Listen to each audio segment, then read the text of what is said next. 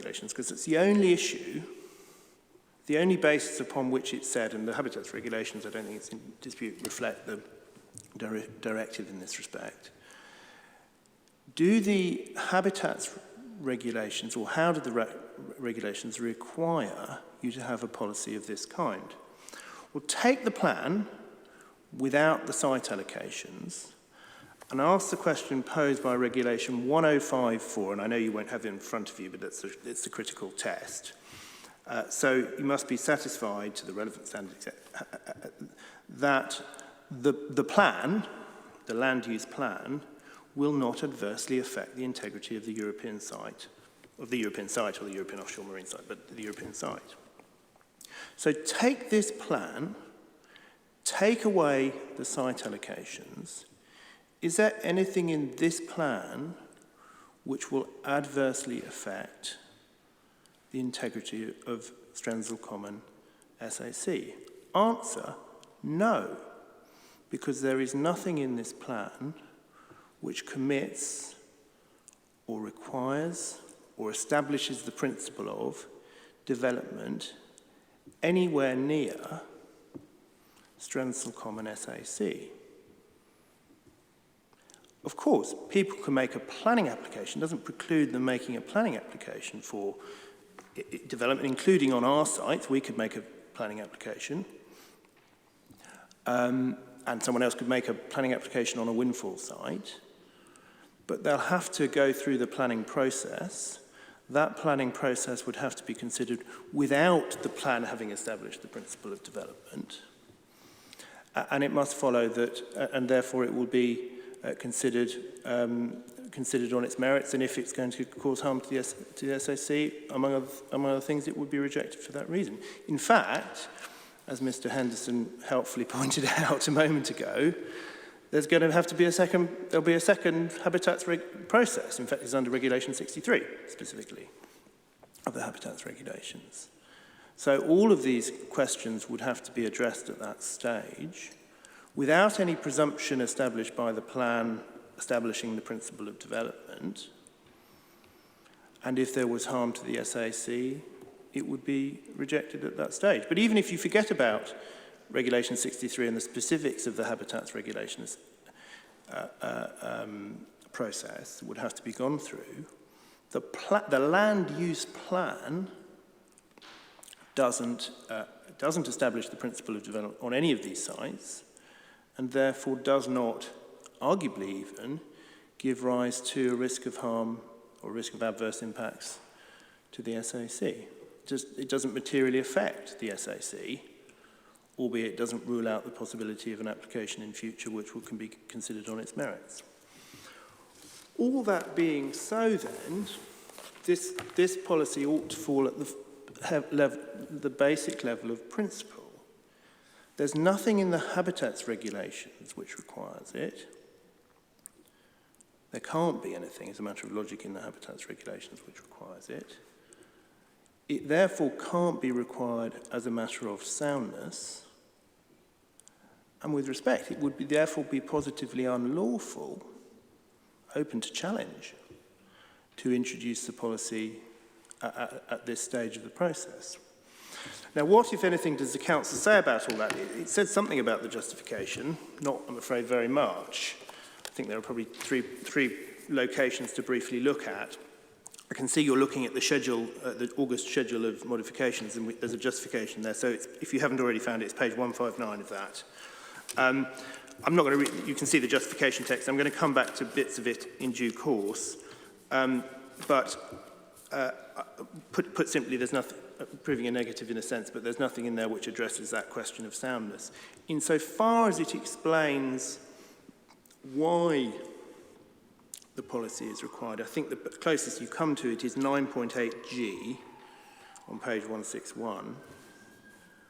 And again, without reading out the whole thing, as I say, the closest I can see that comes to it is, bearing in mind the bit of the policy we're most concerned with is the 400-metre exclusion, is in 9.8G, sort of a bit more than half and a bit less than two-thirds of the way through.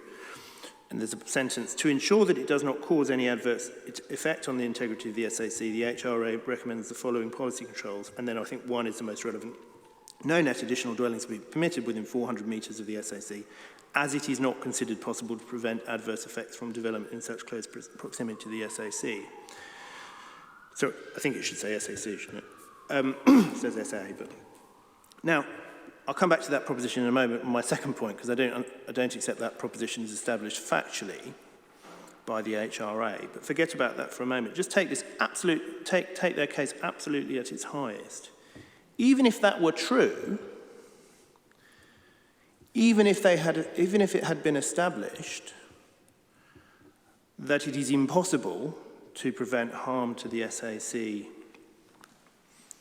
from any residential development within 400 metres, that wouldn't answer the basic logical point which I've identified, which is that the habitats regulations don't, in a sense, they don't require you to have that kind of protective policy. The plan, absent the site allocations, doesn't commit to development on this or any other site that's relevant to this policy. And therefore the plan, the adoption of the plan without GI2A doesn't give rise to a risk of adverse impacts on the SAC. Now that's, so they don't answer in the justification here. The other two locations, I'll take them more quickly, but where it seems to me you might expect to see a justification. Well, their hearing statement, it's section 5.3 of the hearing statement for today, deals with all of this very briefly. But again, perhaps understandably, it addresses the question posed by the inspectors, but it doesn't address this issue at all. If Mr. Henderson says I've got that wrong, he can show you, but I don't see how it does. You also get it in the 2020 HRA something on this, because that's where the policy is first proposed. It's in the 2020 HRA document 45, CYC 45. I suppose it might be worth just, again, it's too long for me to read out, but there's a section under the heading Windfall Development at Strensthal Common, begins at 4.2.326 and runs through, I suppose, all the way to 4.2.343, so it's about 2.5 pages worth, 3 pages perhaps. And in that section, you'll find the policy proposed for the first time. Again, it just doesn't explain why, as a matter of soundness, and perhaps that's understandable in relation to an HRA, because it's not addressing that issue, not designed to address that issue. But it doesn't explain why, as a matter of soundness, the adoption of the policy is required. It doesn't explain, bearing in mind what I said about Regulation 105 a minute ago, it doesn't explain why not having the policy would contravene the habitats regulations. It just doesn't address it. Again, if Mr. Henderson said I've got that wrong and says there's something in there that does deal with it, he can point you to it, but I don't think it would be helpful for me to take individual sentences and analyse them. All that being so, the Council has a basic problem in relation to this policy. It can only be adopted as a matter of, if it's necessary for soundness.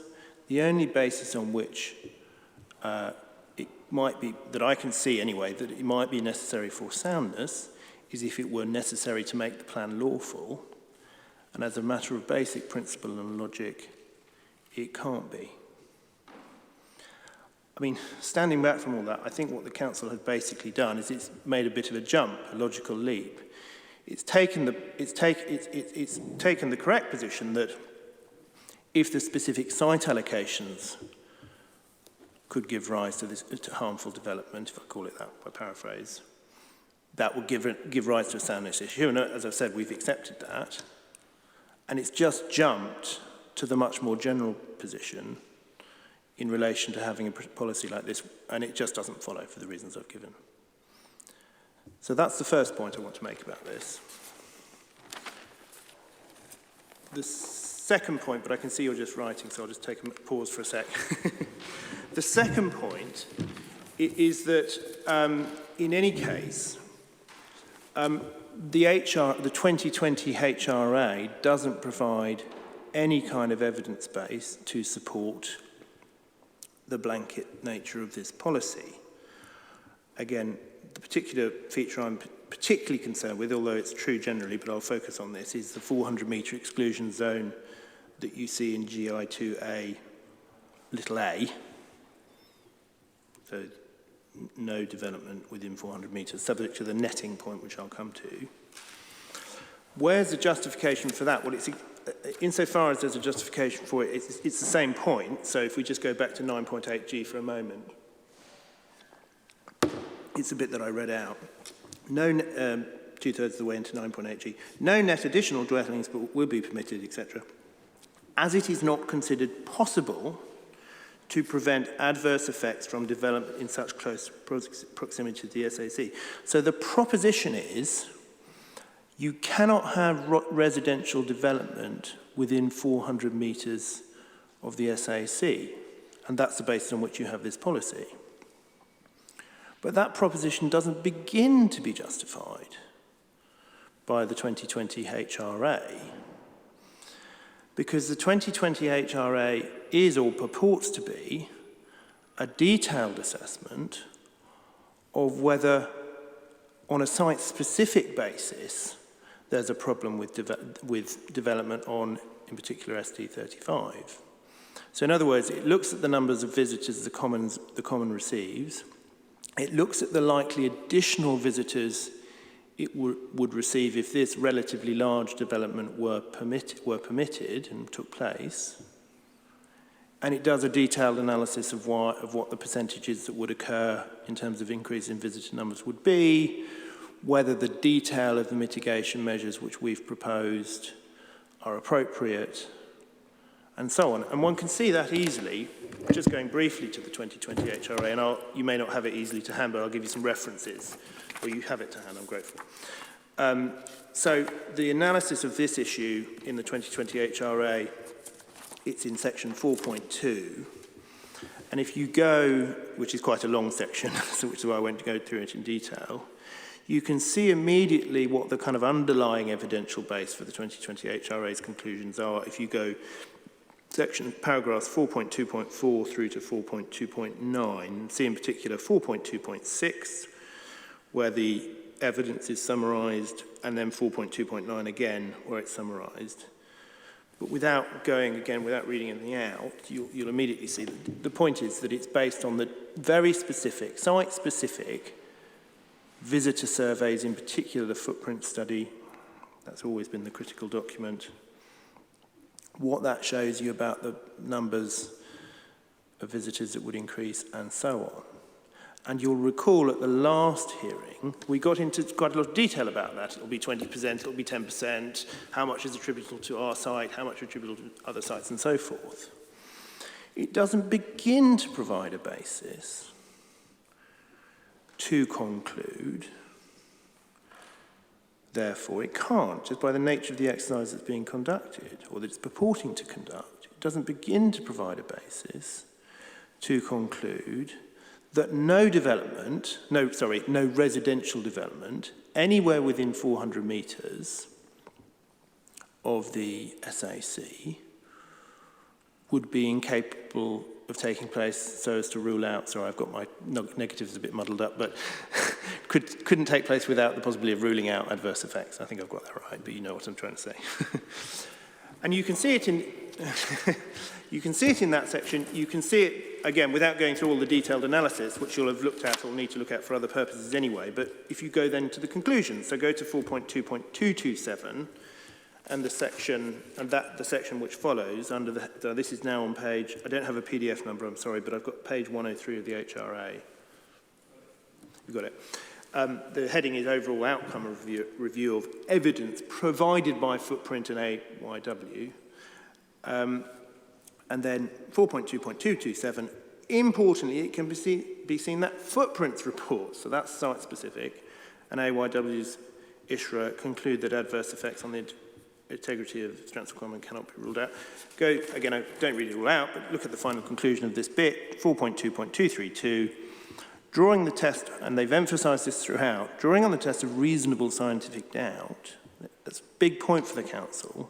They're not saying it couldn't take place, they're saying you can't be sure it won't take place.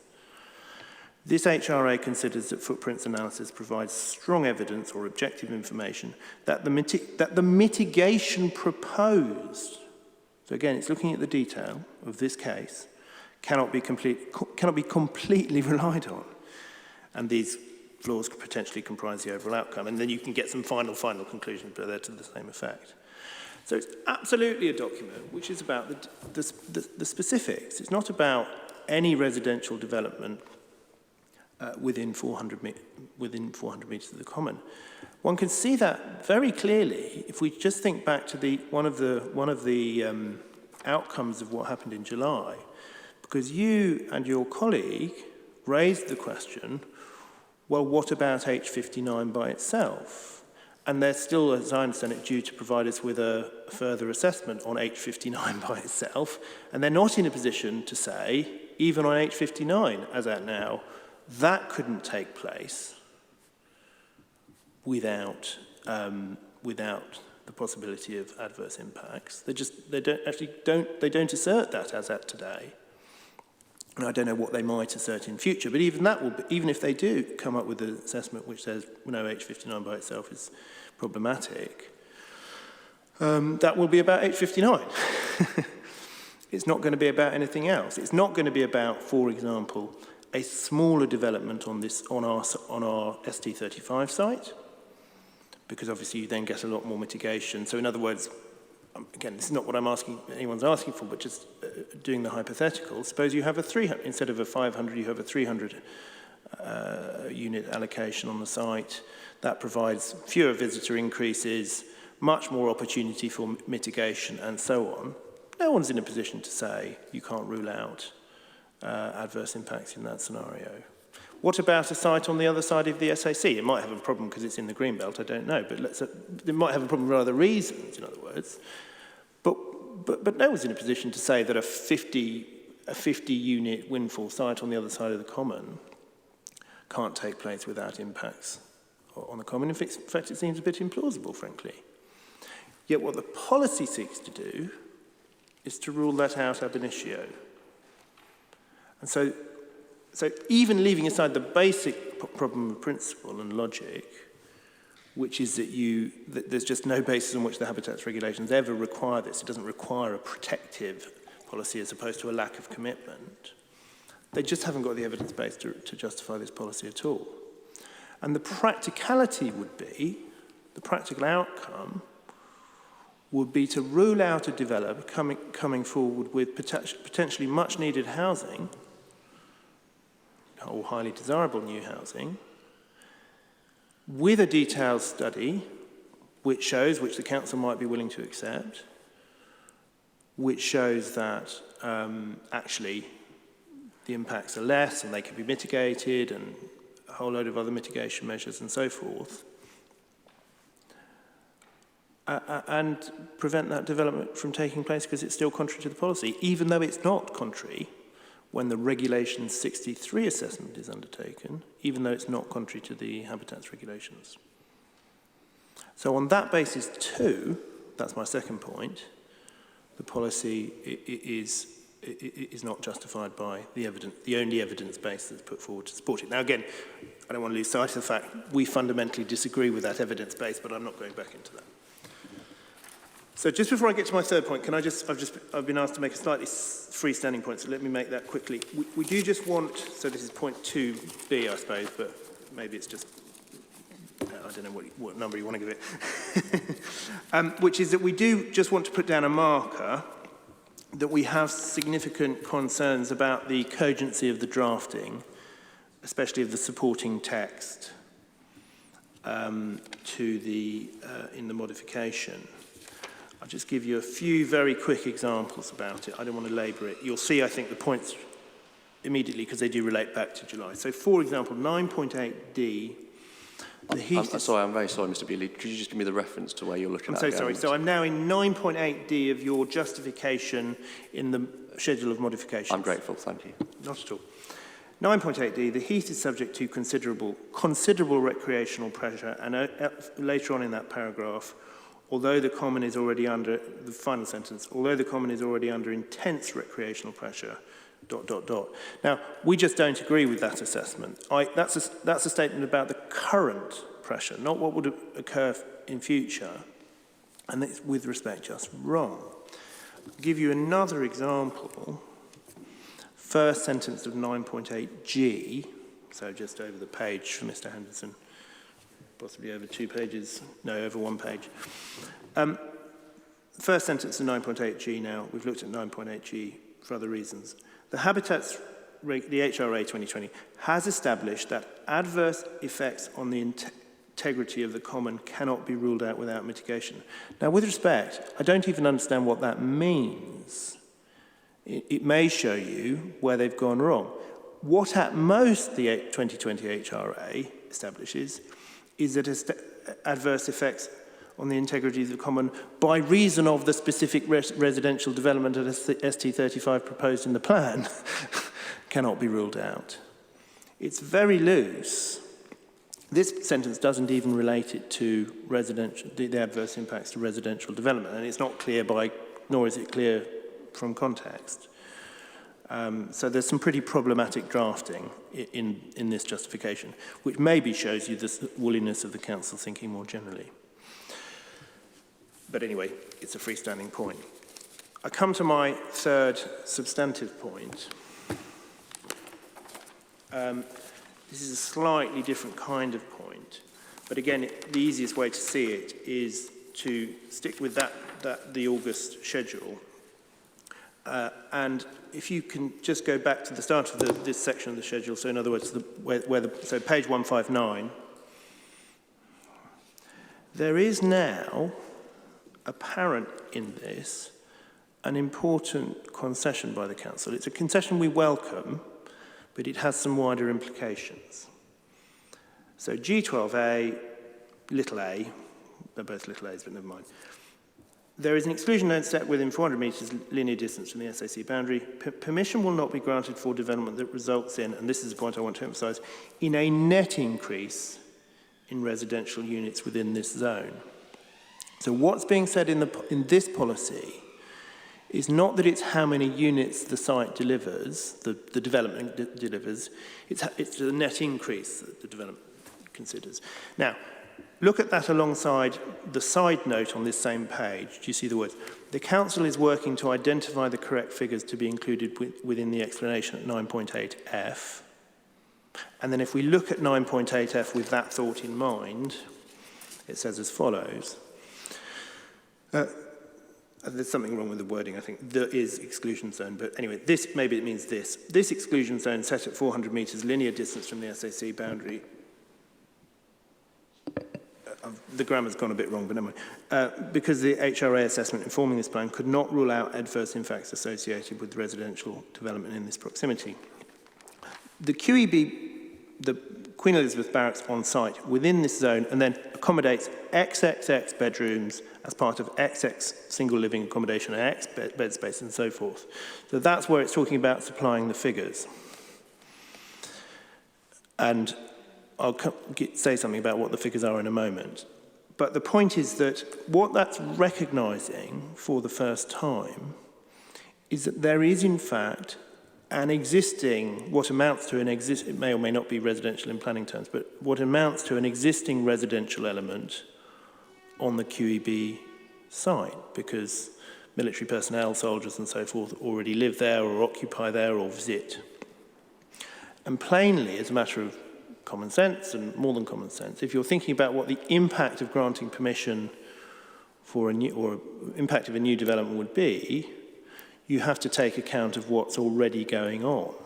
In other words, there are already people at the site, as matters stand, many of whom are effectively living there, who will be part of the existing residential element. That's why you have to net off and look at the increase. Now, we agree with the council about that. I'll come to the figures in a moment. But it's the first time that this has been looked at. That's been accepted in clear terms anyway by the council. It's a point that we've made throughout the process, and I'll just give you a few references, if I may, for that. So the representations which DIO made in June 2019, its document I'm not asking you to turn this up, EXCYC 21B, and it's PDF page 598, bullet H, makes the point. So too do DIO's Matter 1 statement, November 2019, document EXHS-M1-LR4. It does so at a number of points. Let me just give you one example, which I will just briefly read. Sorry. And this is in the Wood report, which is appended to the representations. It's on PDF page 165. It's at the top of the page. I'm sorry, Mr. Bewley, which representations? Do you have the reference for those? So this is the November. It was a Matter 1 hearing statement, I believe. Yeah, that was the reference you were doing. Yes. Yes. I'll give. So do you want the full reference again? Matter 1 in... It was the Matter 1 hearing statement back in November 2019. Yeah. The document number is EX. Yeah, I've got that. You've got the document number? Yeah, okay. Within that document? PDF page 165. Top of the page, it's the first paragraph at the top of the page, and it said this, referring to, I'll explain what I mean by transitory in a moment, but while the above transitory usage equates to 273 people per night using QEB and or the common for military training purposes, there are 500 permanent, don't worry about these numbers because I'm going to give you an updated version for a moment, but there are 500 permanent day-to-day staff at QEB. These are accommodated either in the approximately 95 single living accommodation units or the remainder in family unit. I won't read out the rest of the paragraph, but family units or other accommodation. So we've been saying throughout the footprint analysis in particular is flawed because it's not doing the netting exercise. Whereas here we see the council now accepting that netting exercise is appropriate and necessary, as it, with respect, obviously is. Now turning to what the numbers are now, in other words, what are the numbers that go into that paragraph? We've given these to the council as soon as we saw this paragraph, which is only August 2022, and we can put these into a document if it's helpful, but I'll just tell you, sorry, let me just find my document. Yeah, so we think the paragraph should read as follows. As I say, we'll give you this, so don't try and write the whole thing down. QEB barracks on site within this zone accommodates 167 bedrooms as part of 167 single living accommodation and 555 bed spaces as part of the transit accommodation. That's people coming and going within this exclusion. The transit accommodation had a daily occupation in the 11-year period from 2009 to 2019 of an average of 280 people or bed spaces. And then the DIO plans to vacate the site. So that's the numbers which can be, we think, and maybe some toing and froing about the exact numbers, I don't know, but those are the numbers we think should be plugged into paragraph 9.8F. Now, what does that mean in practice? Well, I'm not going to ask you to make detailed findings about exactly what that equates to. I see that that's not appropriate at this stage, but you can get a sense of it, that it's quite a significant element. So, for example, that's a total of 722 bed spaces. Or if you take the daily occupation figure for the transitory, it's 280 plus 167, which is 447. Assume, again, this is rough and ready, I completely accept that. There's lots of room for argument about how you do this. Assume 2.5 bedrooms per residential unit. You're looking at something in the region of 150 to 240, depending on which figures you take, existing residential units or the equivalent of that. In other words, you've got that many people on the site at present using the site, living there, and therefore presumably, and council seems to accept this now, presumably using the common for recreational purposes in their spare time. That's pretty significant. Very significant, frankly, in the context of a site allocation which is 500 units at ST35 and 45 units at H59. It frankly fundamentally changes the picture.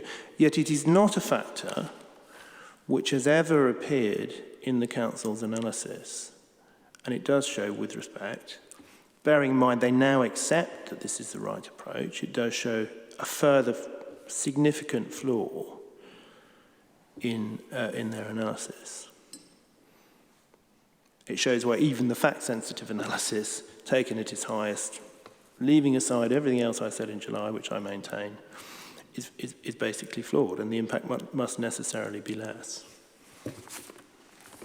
Now, as I say, I'm not expecting, I don't invite the inspectors to make a finding that, it's a net of 350 or it's a net of 250. I completely accept you can't do that, and we're not having that kind of detail. That's a planning inquiry point, frankly.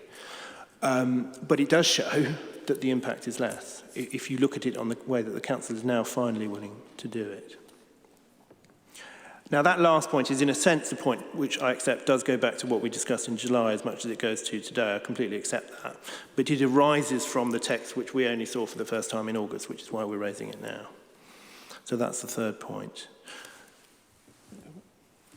So those are the points I thought I seek to make. In terms of just today, in terms of the issue that's actually before you today, the fundamental point with respect is that there is no possible basis on which it can be said that the habitats regulations would be offended by the non-inclusion of this policy. And if that's right, there's no basis on which it can be said the inclusion of this policy is necessary for soundness.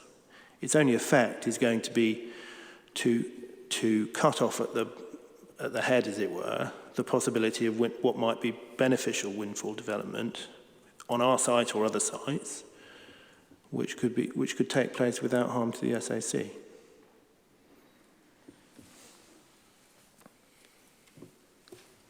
Thank you, Mr. Thank you, Bewley. I recognise that there's quite a lot in that, and I also recognise that we're at 11:15. So I'm going to suggest we have a break at this point, if that's okay. And when we come back, Mr. Henderson, we'll hear what the council says about I'm grateful, because I actually need to check a reference with Mr. Bewley. I suspect I didn't write it down quite right, so that's very helpful from my perspective. Okay. Thank you, sir. Well, I'll leave you to do that. 11:15. Shall we resume at 25:02? Yes, absolutely. So let's have a 20-minute break. Until then, everyone, thank you.